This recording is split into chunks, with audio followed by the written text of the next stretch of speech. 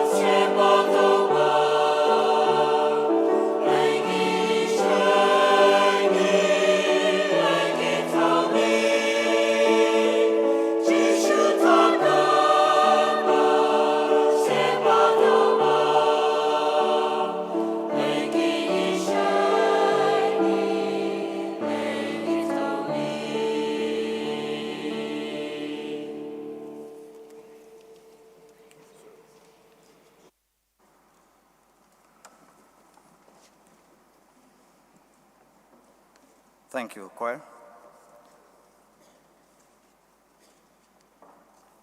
Psalm number 133, verse 1. The Sumhaina Hai.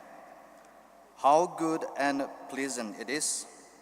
when God's people live together in unity. Sona bor PBB oisunu. Nun worship service da Changja birak iba mi pumna makpu Jesu Christagi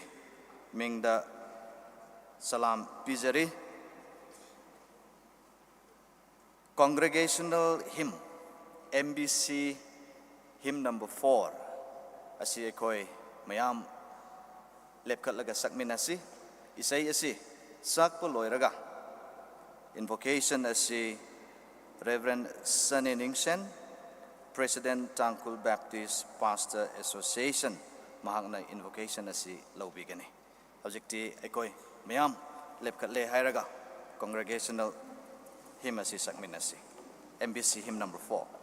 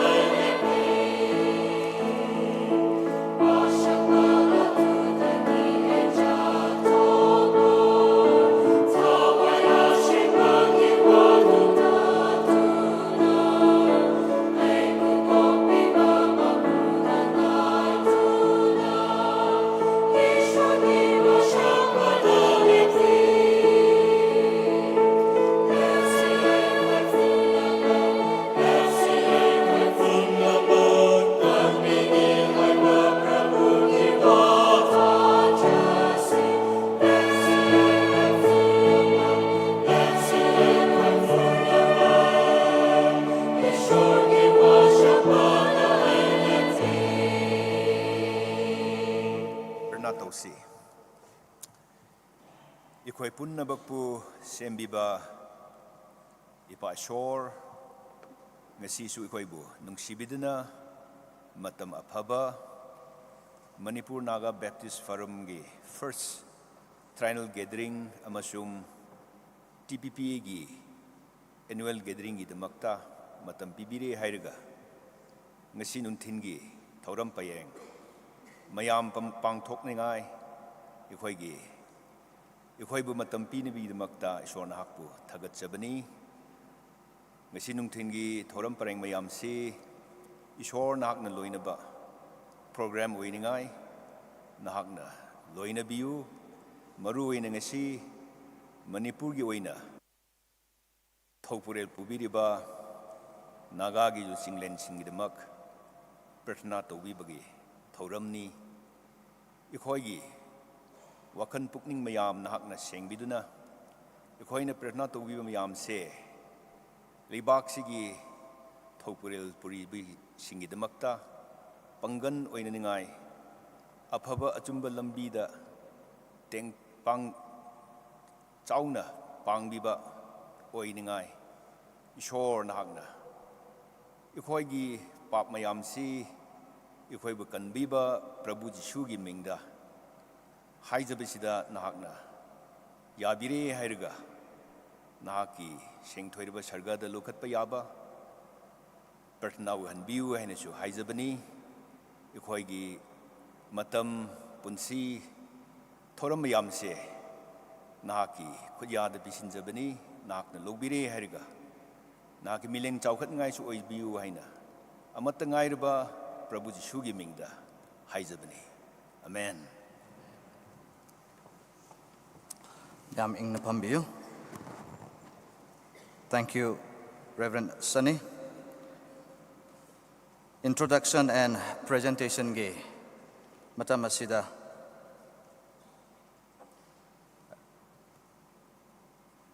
Reverend T. Modongkul, Secretary, Maring Baptist Pastor Forum. Hojiki noon worship service asigi benediction su mahakna lobigani uzana chanbiduna somda thoga aikoigi ikai khumna ba koigi forum ge nungsiba utpa oina khudon macha asi harau rauna lobiu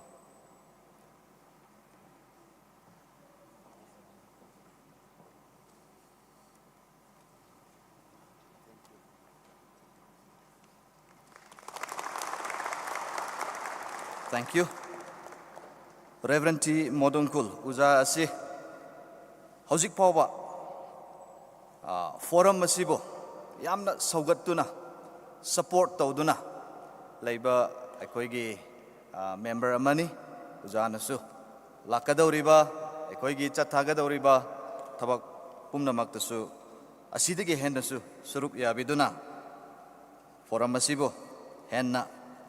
Mangam laina thabak suba ngamba forum ama semada suruk yabigani haibasi aikoigi thajabani ishorgi nungsibagi mapanani ngasi aikoi mi budi yamde haigadra adubo aigi wakhandadi aigi aningbadadi aikoi laiba mayam asi mi yam khare haina aidi lawe host church na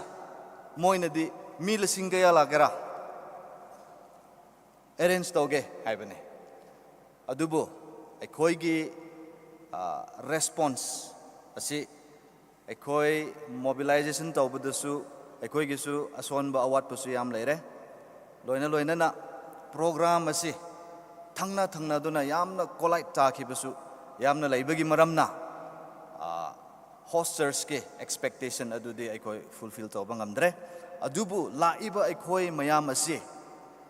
masing yam phakre good number ne haibasi aidi launinge and adugi mathakta yamna significance leiba yamna historical importance leiba mapham khun aikhoigi dharma da oiro aikhoigi political ꯑꯗꯣꯝꯗ ꯑꯣꯏꯔꯣ Somdal village Somdal ꯆꯔꯆ ꯑꯁꯤꯗ ꯑꯩꯈꯣꯏꯅ ꯂꯥꯛꯑꯒ ꯑꯁꯨꯝ ꯍꯥꯏꯅ ꯃꯐꯝ ꯑꯇꯣꯞ ꯑꯇꯣꯞꯄ ꯇ꯭ꯔꯥꯏꯕ ꯑꯇꯣꯞ ꯑꯇꯣꯞꯄ ꯖꯥꯠ ꯑꯇꯣꯞ ꯑꯇꯣꯞꯄ ꯄꯨꯟꯕ ꯉꯝꯕ ꯍꯥꯏꯕꯁꯦ ꯑꯩꯒꯤ ꯋꯥꯈꯜꯗꯗꯤ ꯍꯣꯏ ꯑꯩꯈꯣꯏꯅ ꯇꯧꯔꯤꯕꯁꯤ ꯂꯍꯥꯟꯗꯒꯤ ꯇꯧꯔꯛꯇꯨꯅ ꯂꯩꯕ ꯊꯕꯛꯁꯨ ꯑꯣꯏꯔꯝꯒꯅꯤ ꯑꯗꯨꯕꯨ ꯍꯟꯗꯛꯀꯤ ꯄꯥꯁꯇꯔꯁ ꯐꯣꯔꯝ ꯑꯃꯗꯤ ꯇꯥꯡꯈꯨꯜ ꯕꯦꯞꯇꯤꯁ ꯄꯥꯁꯇꯔ ꯑꯦꯁꯣꯁꯤꯌꯦꯁꯟ ꯈꯨꯠ ꯁꯝꯅꯗꯨꯅ ꯑꯁꯨꯝ ꯍꯥꯏꯅ ꯇ꯭ꯔꯥꯏꯅꯦꯜ ꯐꯦꯂꯣꯁꯤꯞ ꯑꯍꯥꯟꯕ ꯄꯥꯡꯊꯣꯛꯄ ꯑꯁꯤꯅ ꯁ꯭ꯇꯦꯞꯄꯤꯡ ꯁ꯭ꯇꯣꯟ ꯑꯣꯏꯔꯦ ꯍꯥꯏꯔꯒ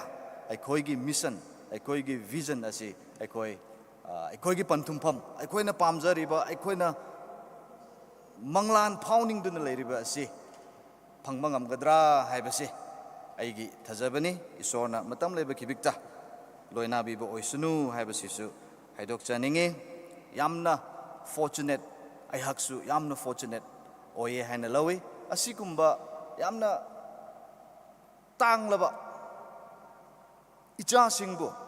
ꯏꯁꯨꯁꯤꯡꯕꯨ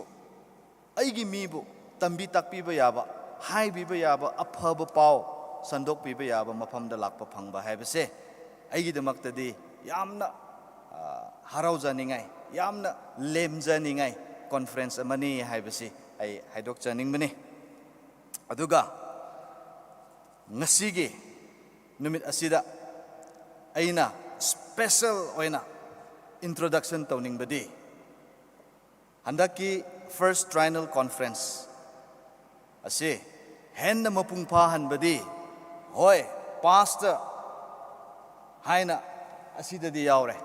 ꯄꯥꯁꯇꯔꯁ ꯋꯥꯏꯐ ꯍꯥꯏꯕꯃꯛꯇꯤ ꯑꯁꯤꯗꯗꯤ ꯏꯗ꯭ꯔꯦ ꯄꯥꯁꯇꯔꯒꯤ ꯂꯣꯏꯅꯕꯤꯁꯤꯡꯅꯁꯨ ꯋꯥꯔꯧꯕꯤꯔꯣꯏ ꯍꯥꯏꯅ ꯈꯜꯂꯤ ꯏꯟꯐꯣꯔꯃꯦꯁꯟꯗꯗꯤ ꯄꯥꯁꯇꯔꯒꯤ ꯂꯣꯏꯅꯕꯤꯁꯤꯡ ꯄꯨꯔꯛꯇꯕ ꯌꯥꯗꯦ ꯍꯥꯏꯕꯗꯤ ꯑꯩꯈꯣꯏ ꯏꯕꯅꯤ ꯅꯣꯏ ꯂꯥꯛꯄꯤꯕꯒꯤꯗꯃꯛꯇ ꯄꯥꯁꯇꯔꯒꯤ ꯂꯣꯏꯅꯕꯤꯁꯤꯡ ꯅꯣꯏ ꯂꯥꯛꯄꯤꯕꯒꯤꯗꯃꯛꯇ ꯉꯁꯤꯒꯤ ꯑꯍꯥꯟꯕ ꯇ꯭ꯔꯥꯏꯅꯦꯜ ꯀꯣꯟꯐꯔꯦꯟꯁ ꯑꯁꯤ ꯌꯥꯝꯅ ꯃꯥꯏ ꯄꯥꯛꯄ ꯀꯣꯟꯐꯔꯦꯟꯁ ꯑꯃꯅꯤ ꯍꯥꯏꯕꯁꯤ ꯑꯩ ꯍꯥꯏꯗꯣꯛꯆꯅꯤꯡꯉꯤ ꯑꯗꯨꯅ ꯍꯧꯖꯤꯛꯇꯤ ꯑꯩ ꯃꯤꯡ ꯑꯃꯃꯝꯅ ꯑꯣꯏꯅ ꯑꯩ ꯏꯟꯇ꯭ꯔꯣꯗ꯭ꯌꯨꯁ ꯇꯧꯔꯔꯣꯏ ꯑꯗꯨꯕꯨ ꯄꯥꯁꯇꯔꯒꯤ ꯂꯣꯏꯅꯕꯤ ꯑꯗꯨꯒ ꯀꯣꯟꯐꯔꯦꯟꯁ ꯑꯁꯤꯗ ꯋꯤꯃꯦꯟ ꯁꯣꯁꯥꯏꯇꯤ ꯑꯣꯏꯅ ꯂꯥꯛꯂꯤꯕ ꯅꯣꯏ ꯃꯌꯥꯝ ꯑꯃꯨꯛꯇꯪ ꯆꯥꯟꯕꯤꯗꯨꯅ ꯅꯣꯏꯒꯤ ꯏꯁꯥ ꯏꯁꯥꯒꯤ ꯃꯐꯝꯗ ꯂꯦꯞꯈꯠꯄꯤꯌꯨ ꯑꯗꯨꯒ ꯄꯥꯁꯇꯔꯁꯤꯡ ꯅꯨꯄꯥꯁꯤꯡ ꯑꯩꯈꯣꯏꯅ ꯈꯨꯕꯥꯛ ꯆꯥꯎꯅ ꯑꯃꯨꯛ ꯈꯨꯕꯤꯁꯤ Thank you so much mayam pambiyo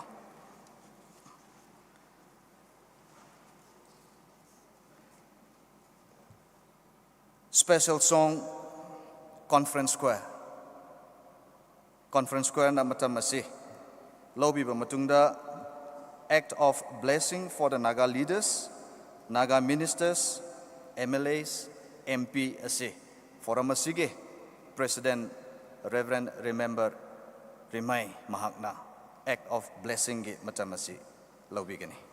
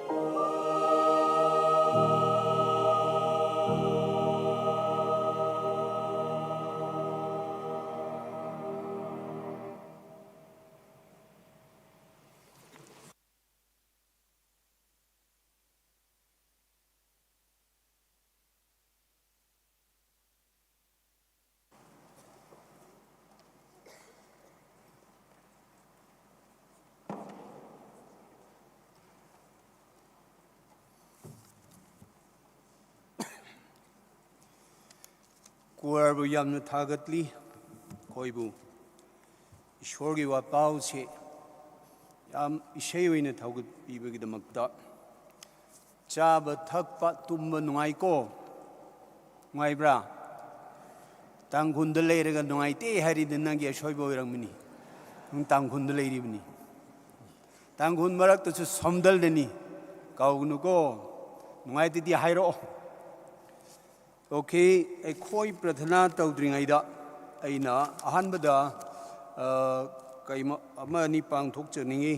ꯑꯅꯥꯎꯟꯁꯃꯦꯟꯒ ꯂꯣꯏꯅꯅ ꯃꯗꯨ ꯂꯥꯛꯇ꯭ꯔꯤꯉꯩꯗ ꯑꯩꯈꯣꯏꯒꯤ ꯅꯨꯡꯁꯤꯔꯕ ꯏꯀꯥꯏ ꯈꯨꯝꯅꯖꯔꯕ ꯑꯩꯈꯣꯏ ꯅꯥꯒꯥ ꯕꯦꯞꯇꯤꯁ ꯄꯥꯁꯇꯔ ꯐꯣꯔꯝꯒꯤ ꯁꯦꯀ꯭ꯔꯦꯇꯔꯤ ꯃꯍꯥꯛꯄꯨ ꯉꯥꯏꯍꯥꯛꯇꯪ ꯃꯐꯝꯁꯤꯗ ꯀꯧꯈꯠꯂꯛꯑꯒ ꯃꯥꯕꯨ ꯄꯤꯕ ꯌꯥꯗꯕꯅꯤꯅ ꯑꯩꯅ ꯄꯤꯕ ꯇꯥꯕ ꯉꯁꯤꯗꯤ ꯃꯥꯕꯨ ꯈꯨꯗꯣꯜ ꯃꯆꯥ ꯑꯃꯗꯤ ꯇꯝꯒꯦ ꯇꯣꯂꯣꯞ ꯆꯥꯗꯕꯒꯤ ꯄꯣꯁꯅꯤꯅ ꯑꯃꯗꯤ ꯄꯤꯍꯧꯔꯒꯦ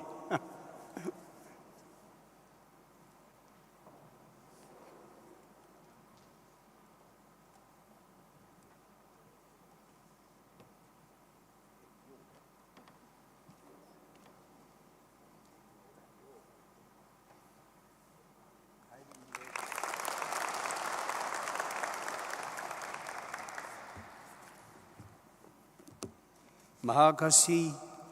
ꯂꯣꯀꯦꯜ ꯆꯔꯆ ꯂꯨꯈꯣꯏ ꯀꯥꯡꯄꯣꯛꯄꯤꯒꯤ ꯍꯥꯏꯋꯦ ꯆꯠꯂꯗꯤ ꯇꯨꯝꯅꯥꯎꯄꯣꯛꯄꯤꯀꯣ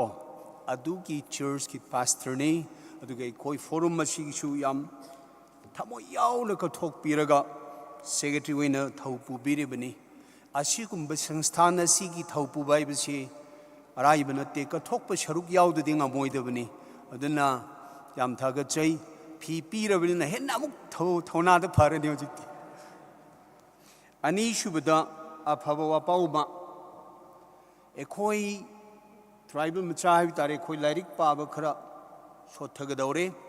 ꯂꯥꯏꯕꯛ ꯐꯅ ꯑꯩꯈꯣꯏ ꯏꯆꯤꯜ ꯏꯅꯥꯎꯁꯤꯡꯗꯒꯤ ꯑꯁꯤꯒꯨꯝꯕ ꯏꯁꯣꯔꯅ ꯊꯧꯖꯥꯟ ꯄꯤꯗꯨꯅ ꯇꯝꯍꯧꯔꯕ ꯀꯌా ꯊꯣꯔꯛꯇꯅ ꯂꯥꯏꯔꯤꯛꯁꯤ ꯃꯥꯒꯤ ꯂꯣꯟꯗ ꯏꯪꯒ꯭ꯔꯥꯖꯤꯗ ꯏꯊꯣꯛꯄ ꯌꯥꯝ ꯇꯥꯡꯉꯤ ꯑꯗꯨꯕꯨ ꯉꯁꯤ ꯂꯥꯏꯕꯛ ꯐꯅ ꯑꯩꯈꯣꯏꯗꯁꯨ ꯑꯃ ꯌꯥꯎꯔꯤ ꯑꯩꯈꯣꯏ ꯏꯀꯥꯏ ꯈꯨꯝꯅꯖꯔꯕ ꯍꯟꯗꯛꯀꯤ ꯁ꯭ꯄꯤꯀꯔ ꯔꯦꯚꯔꯦꯟ ꯗꯣꯛꯇꯔ ꯖꯣꯟꯁꯟ ꯔꯥꯏꯅ ꯏꯕ expository preaching in a world of spiritual nominalismda masi manipurda leiba church ki context ekhogi preaching asiga ekhogi leiba thawai gi khongthang si karamaina leibra haibu compare tawrga ithokhrabani mapanda print tawbani yam amaluna adubu market gi ngasidi khudong chaba piraga chamanga discount tawrga 2500 personal ki issue library ki issue yaubio aini yengaga masi ekhoi yamna important oiba pastor sing issue adu thawaina ekhoi manipur da leiba ekhoi gi damakti aduna horen si copy yabde copy trani thoi khaktani karigumman khoina demand tawning lade ekhoi secretary to contact tawraga yumda hallaba su mukhoi church ki thamning ladi lawbi ba yagani haibasi mayamda masi thamjaningi si ekhoi khudong chaba wina law hausi ekhoi nomit asi ekhoi rastiniti da khongda harga thaupurel waina leibak kasi gi damakta puriba madudi gi hendo ka chi ekhoi mp gi outer khangde pubiriba mayam masi gi damakta aduga hojik ekhoi naga gi chatliba khongchat gi damakta maroina prathana tawgudum namitni manipur gi hojik political ahongba khara lakpana maram oiduna sarkar gi ahongba lakpana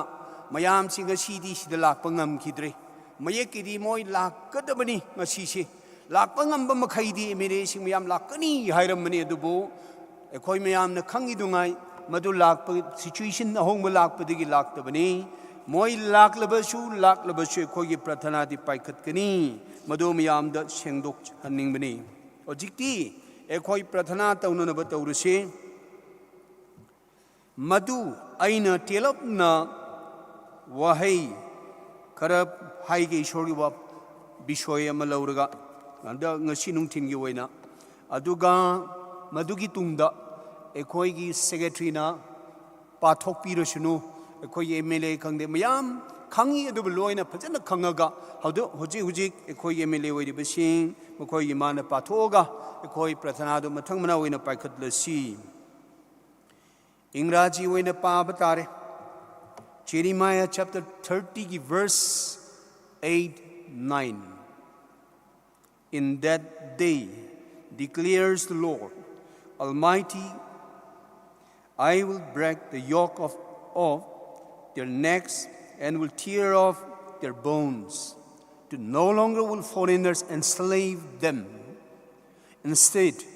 they will serve the Lord their God, David their king, whom I will raise up for them. Lakini namitado, bandi dalay ribasingdugi, madurigi ning tamba thadok piraga, migi manayo idana, ay na laurak kadabal, ning tawdugi aygi shebata umatam lakini haibado, Israel the pihiba ashani, washakni. Ngasi koigi chatliba khongchache shumaina leiroi, lakini matam, iram nauping, iram shongran niditra gharadale,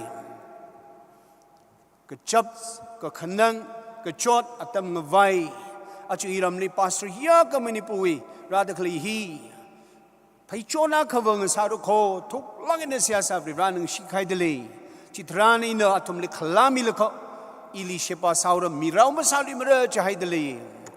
chuivang siyasa se kichine. Pradhana the pang na ba ay na wahay karat hamjage, nagana darkale basi, Bible ni. Kang da begin na te ningsing na ba amuk wapam si tamningi. Pik laba naga koyi frupa sibu, chao roba layba kashin da koi shillaba, nong awang da China, Prithibi da koi digi am laba population, nan Christian na talaba, nong pokto na Myanmar, Christian yam masing pik na layba, kada na Bangladesh, Muslim na dominate tauraba, nong chup awangi marakta Nepal sin Hindu na talaga thawai kaya laydiba, Ekwagi yumlon na Bharat sina 90 yauna ishor khangdaba leibagi marakta Nagalim for Christ haibashi ekoini. Ekoi nongmai culture matam nati silai. Ishor na ekoi ba sinna kibadu sini. Aduna ngasi nagana darka leibadi masi mo hanjin ba darka lei ko haibagi damakta prathana shi paikhat bani. Ani shubadang ngasi ekoi forum mashi apang ba kaushillag shemgat gadaba forum nati. Bible chi ay hing na bani hay na pai kharba pastor sing. Bible hay bi kaubanati ko ekoi forum shidi. Mashi ki member sing shidi kanano hay raga ay pun shidi Bible ni hay gadaba adukum ba pastor sing na platform chi shem bani. Madugini ngasi ekoi na thawpurel mayam gidamakta Prathana tawgadabushi. Adunai koi na hojikari darka lebra harga iram dam masita khangde, Nagagi revolution the khangde, Nagagi damakta luching lewen na khalak kraba, Mikal wen at lakraba, politicians mayamadudi, anikak requirement qualification, Haireshu chatlasho haibiu, Nangi jati do haibiu, Ishor kiba mi. Ay ki prajaba nung shiba mi, tamoyan ishi yaudrabadi, ma leadership ki qualified to di. Machine nga shi kwento darka do. Ekoi scheme darka le di ekoi di. Matik chaba lam lay ishor na pi hiba. Koi na lay badi shor. Ay ki hak. Aduna any tung da shu hojik lay riba. Rasti ni da khongda aduna thawpure lay riba sing ma koi shu. Ishor khangba mi. Aigi irei bakshiba nung shiba mi madudi koi yam darka lay ani shubada ekoi ne ngasi darka lay ribase pastor shay Bible ase lawba mi da piba nati nangai bu sinnabani mashi pairaga Ashida leiriba koiba billion sigi population sigi thawai kalo haina thakraba nagagi pastor aina aigi tanghun gi community naitom gi wakhalda mau ai khoigi achandel maka aduda lum leirabadi khoi she asai gi minai gi makha da shum leigni e khoi commission namadi shi leibani na pastor mayam khunda challaga she एखोई तत्तन मसीगी पाउसे को मियाम लेपमिनसी अदुना ngasi एखोइना नाउसे अनि सुबदे एखोइना दरकार लेबसे ईश्वर Bible खंगबा हाइबा नतेको ईश्वर ब फजन सेवा तौगदबा pastor सिंचे कोइ दरकार ले मदुगिदमक्ति नखोइबो सिदा थारक लेबनी याम नुंगाई president नम ओइना एगी नुंगाइबदी मसिदा लाकपा मसिंग नती मसिदा बर्डन पुनन लागदबा ईश्वर की मनाय खोइना प्रार्थना तौबदा पृथ्वी निकदबन निकनी सिना एखोइ होजिकती ngasi ki manipur da leiriba ekhoi gi mirep oina khandoklaga mayam gi thaupurel da lepriba makhoi gi tamak prathana tawgini aina marak ta haibini aina unaba sing me lep sing mudi mashi thadokunu nang na leiriba quarter da do hanai so khangdaba mi leiram lu ching ngasi nang leirabadi mashi gi sakhi tawbo han bio haibi se khoi makhoi ba prathana tawbisi makhoina ekhoi gi natna Christ की दमक represent ओइबनी हाबिगे थमोइद थमन बिसी टू मखोइसी अइना ngasi लेप्रिबा फमलिबा अइगी थौसे प्रजा की दमक नागे अनिंग बतौदो अइगी निको हाबि वखलनी सि लाक्तुना सिचुएशन दि होंगनी पृथ्वी नि कैसु तौदी निक्लरो अखोइ मंगरे अदो मखोइगी थमोइ होंदनबा कन्ना प्रार्थना तौसे एमएलए एमपी मयाम सिंह होरेन कोई सेक्रेटरी न पाथोकनी अनि सुबदा ngasi manipur iramdam da thokliba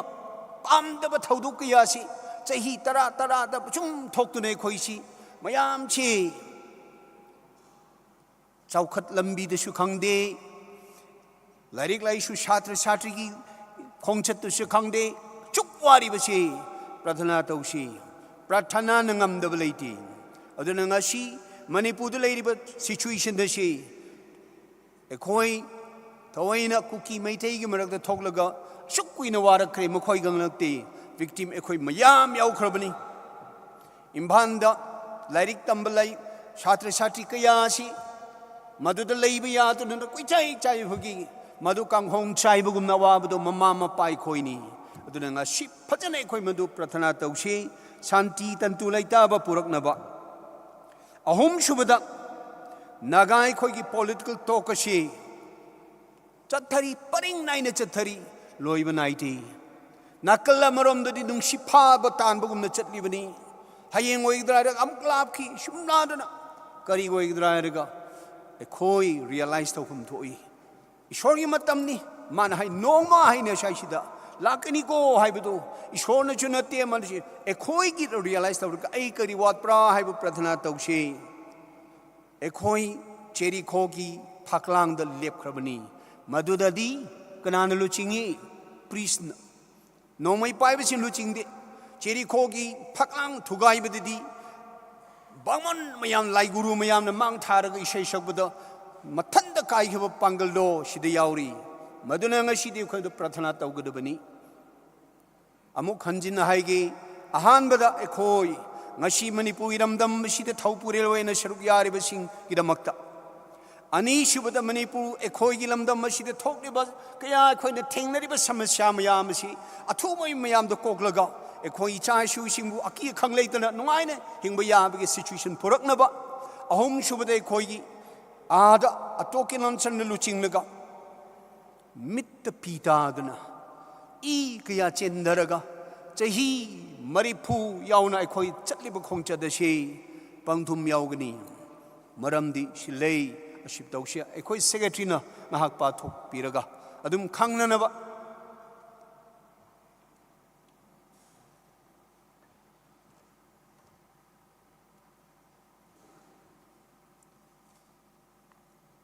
Ming sing ado ehang na pathok pige MP MLA Minister Alfred Kangam S. Arthur Dinganglung Gangmai Awangbau Newmai Laisio Kaising Kashim Vasum Ram Muiva S.S. Olis J. Kumosha Losadiko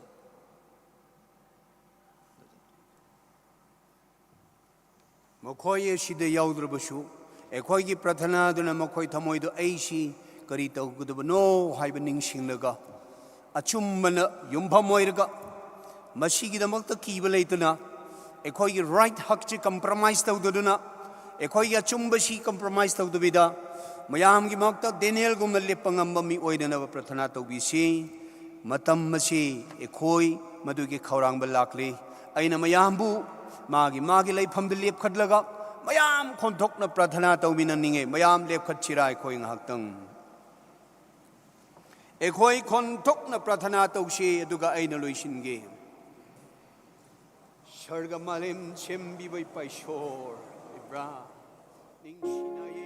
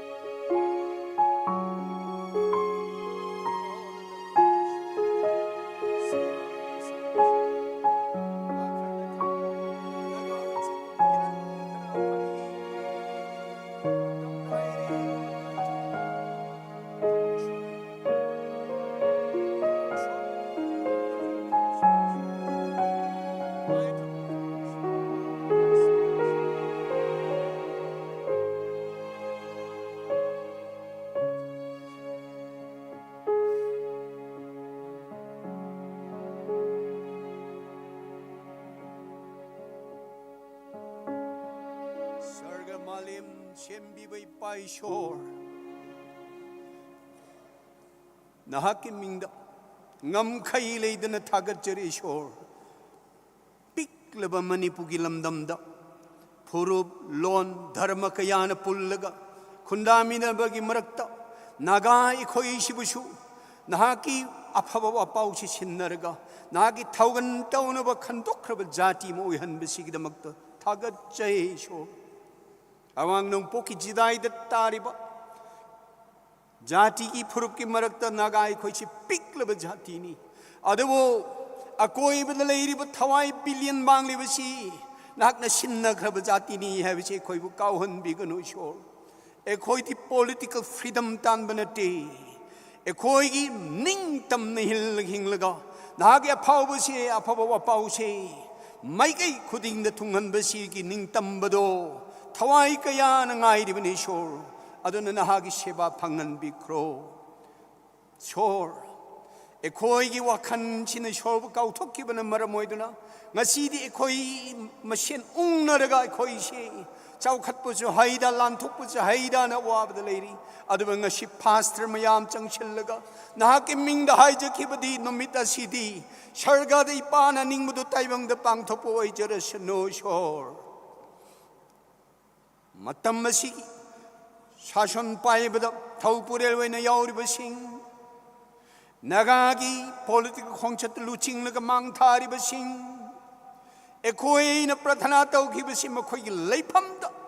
ꯍꯧꯖꯤꯛ ꯉꯥꯡꯕꯤꯗꯨꯅ ꯑꯩꯁꯤ ꯀꯅꯥꯅꯣ ꯍꯥꯏꯅ ꯅꯤꯡꯁꯤꯡꯂꯒ ꯑꯩꯁꯤ ꯀꯅꯥꯅ ꯈꯟꯗꯣꯛꯂꯤꯕꯅꯣ ꯅꯤꯡꯁꯤꯡꯂꯒ ꯃꯥꯕꯨ ꯀꯔꯤ ꯄꯤꯈꯤ ꯍꯥꯏꯕ ꯊꯧꯒꯟꯗꯣ ꯅꯤꯡꯁꯤꯡꯍꯟꯕꯤꯌꯨ ꯏꯁꯣꯔ ꯌꯥꯎꯗꯕ ꯃꯤꯗꯨꯗꯤ ꯃꯉꯥꯜ ꯌꯥꯎꯔꯣꯏꯗꯕꯅꯤ ꯍꯥꯏꯕꯗꯨ ꯅꯤꯡꯁꯤꯡꯍꯟꯕꯤꯌꯨ ꯏꯁꯣꯔ ꯅꯆꯥ ꯑꯩꯈꯣꯏ ꯃꯌꯥꯝꯅ ꯀꯣꯛꯂꯣꯝꯗꯔꯒ ꯍꯥꯏꯖꯈꯤꯕꯁꯤꯗꯤ ꯃꯐꯝ ꯈꯨꯗꯤꯡꯗ ꯌꯥꯎꯗꯨꯅ ꯉꯁꯤ ꯀꯧꯕ ꯅꯨꯃꯤꯠ ꯑꯁꯦ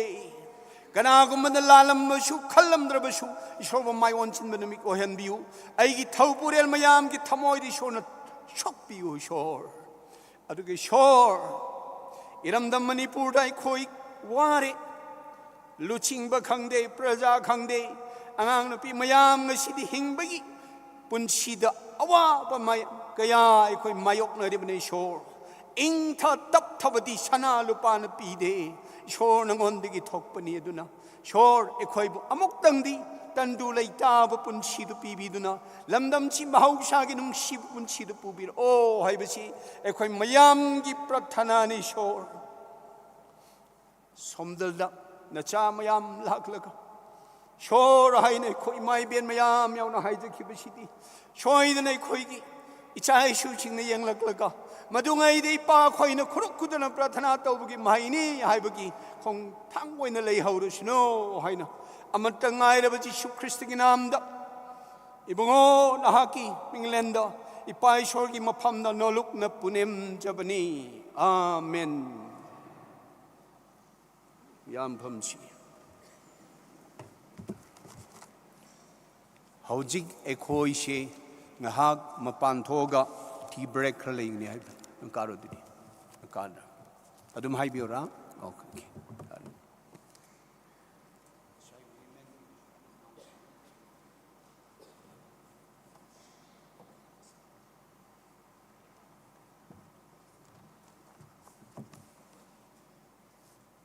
First Timothy chapter 2 verses 1 through 4 da yengba matamda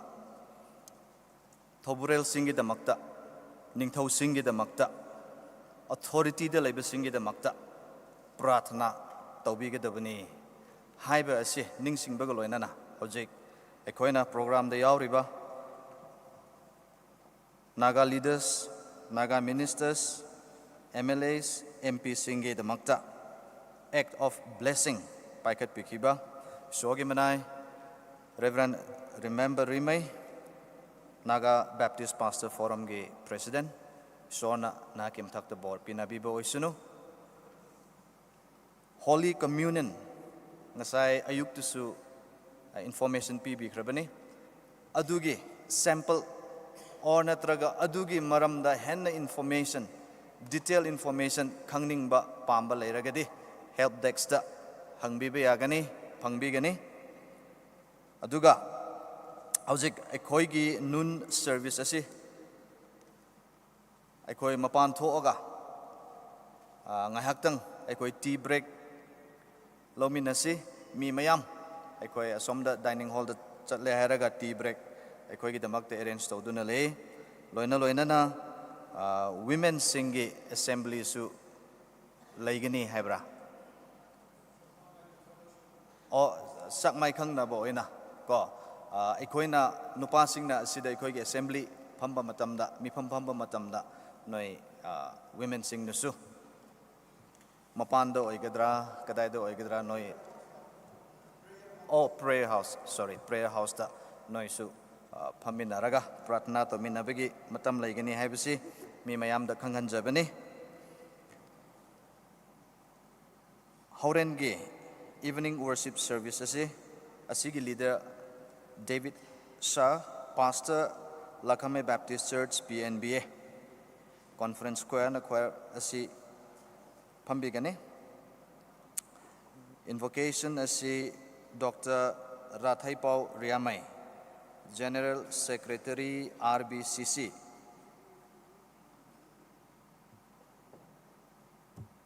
Horen evening service asi offering amuk laigani asina Naga Baptist Pastor Forum Manipur ge damakta offering asi lokhat chagani offertory prayer aduga special song sakpigadabana male voice somdal. Horen evening ge speaker na Reverend Dr. Johnson Ray, Benediction, Reverend J. Simon, Treasurer NBPFM. Our in evening is speaker, Reverend Dr. Johnson Ray ge, nasai apaba, ay koi ge, ayuki leader, Reverend Nelson nasu kradi hai kare, magi experience. Aduna magi experience ni. Aina, uzabu call to aba matamda, masi, hello, yam ing down to earth person oibadi ay khange. Masi aigi senior oibani, St. Anthony's Silongda. Adu ay na uza kram to ribra, haraga oi adu masi khang bugum na warisay. Adu ay koi gi forum gi sum lere uza nang bo krama oining mane nang na di ay budi khang loroy. Adu bo ay na di nang bu khange habada masi no e. Kri gi khang bara haraga uza nang di ay budi khang loroy. College ta ay koi inter college St. Anthony's ki college volleyball sanabada moi si senior oina sanabane ko ay koi junior na yam thina hat pi ba moi ba adu da idi kaw de ba adu ma di kaw khra kaw da bra khang de kausin na bra di khang dre adu adum to bra khang dre ne he hoi nang di kaw ra ga do ba male do ai di ngam mane na kaw de he ba adu na ma su loina de di haibadi na te da ko cricket ta heram gani football da heram gani ai ga sana de khang de volleyball de yam haibadi na te adu bo aina haining badi a very down to earth person, someone whom we can look up tamjani ngai oiba miyoy amani aduguma leader amani yamna simple oiba high singba knowledge yam leba taragasu still very simple aduga magi koidagi aina pamjaba every walks of life ki mi bu matina bangame angangdagi ahandagi loina apaba phattaba ko apangba singba mi bu loina tina bangame magi quality aina yamna pamjaba quality ase asine aduna yam ngangninge adubo aina hojik haining badi we thank God for sending us the blessing in the person of Reverend Dr. Johnson Ray and Reverend Dr. Jolly Rimay. Andaki, akoigi conference asida. Ishona akoibu sinbi ba asi. Yam angak pa amoina sinbi haibasi ay aigi harauba, aigi nungaijaba, aigi damakdadi yamna yai phaba ama oye haibasi mayam dasu share tawjaning mani. Hojikti akoi closing song MBC 396 asi akoi mayam lepkhat laga sakminasi aduga benediction asi Reverend T Modongkul Secretary Maring Baptist Pastor Forum mahakna benediction asi lobigani akoi tea break 10 minutes tea break leire hairaga akoi hanjila aga akoi gi assembly NBPFM gi mifam adu akoi mayam na amuk matam chana changbiu lakpiu haibasi appeal tawjabani. Thank you.